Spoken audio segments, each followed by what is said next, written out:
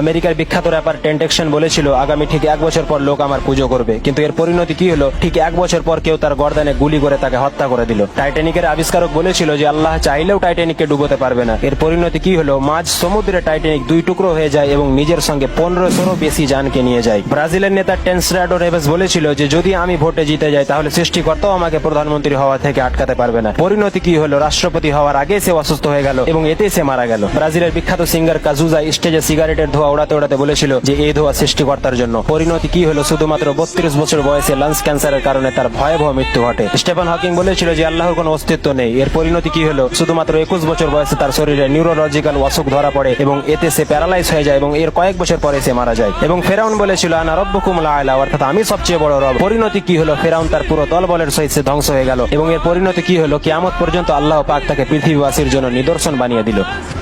أفضح كيد الغاشم